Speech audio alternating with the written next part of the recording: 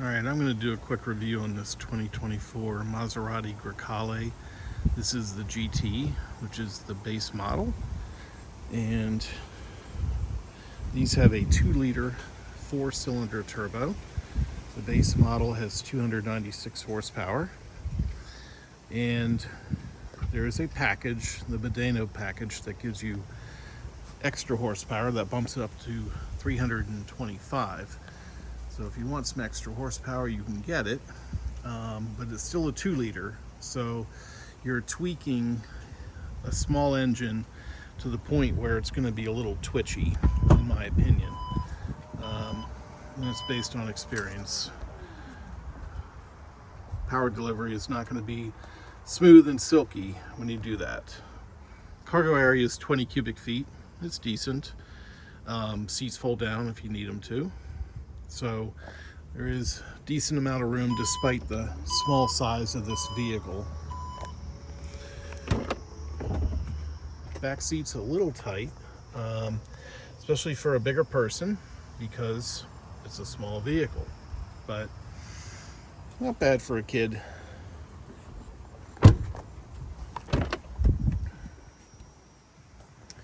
The interior is handsome enough. Leather seats, although they are not perforated in the base car, which means no cooling, just heated. They are power. You have to hit this button here to get out, so that's a little different. Controls here are not very well lit, so you need to know where they are because you can't see them.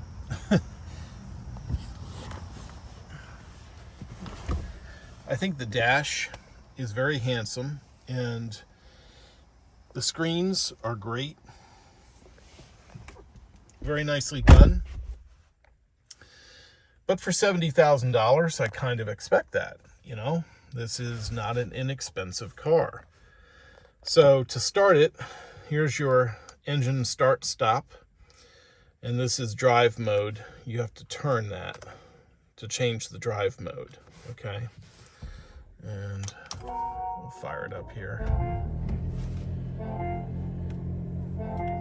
The gauges are a little different on this because the tachometer runs clockwise like we're used to, but the speedometer runs counterclockwise. Okay, so that's different. Not used to that, and it's a little weird to watch it move.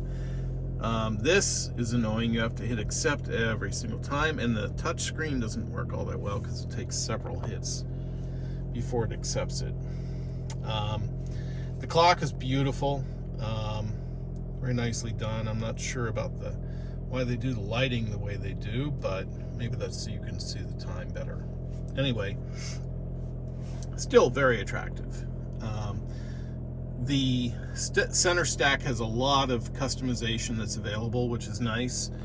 One thing I like here is on performance. You can bring up gauges. This is turbo, pounds per square inch, torque, and oil pressure. So interesting. You also have consumption history, torque management, which is kind of funny because you're not managing anything, the computer is. But I guess you can watch it work. So there's that. There is also, believe it or not, a drag race mode.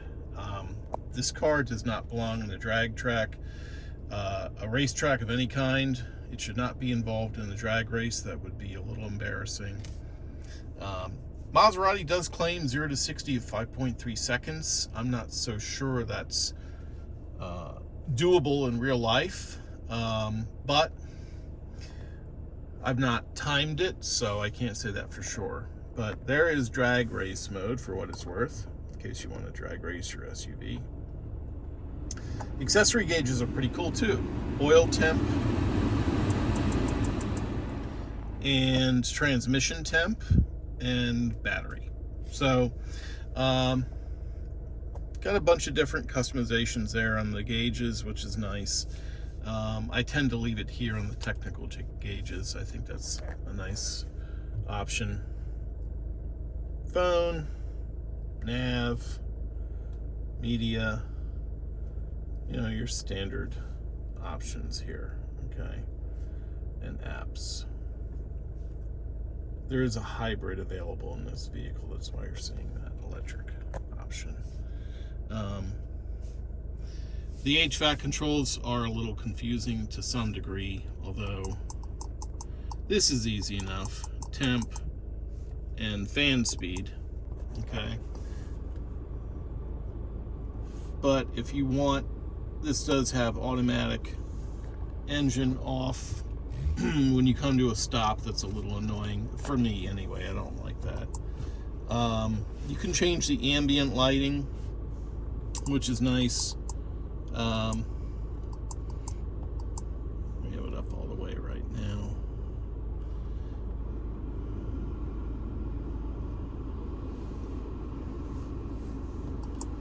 Seats, again, you have memory controls there, but they're not cooled, just heated. The one thing that really annoys me about this is how you change gears. So this is park, this is reverse, neutral, drive, and manual. This does not always register when you hit it. You have to hit it pretty hard to get it to register, which is very annoying. Especially in a parking lot when you got people waiting for you to get out of a spot. So I don't love that, but that's the way it's set up. In the center console here, you just have doors that open so you can get your charging cables hooked up, charge your phone. Cup holders, these are really deep, so if you get a small coffee, it's not going to fit in there, okay?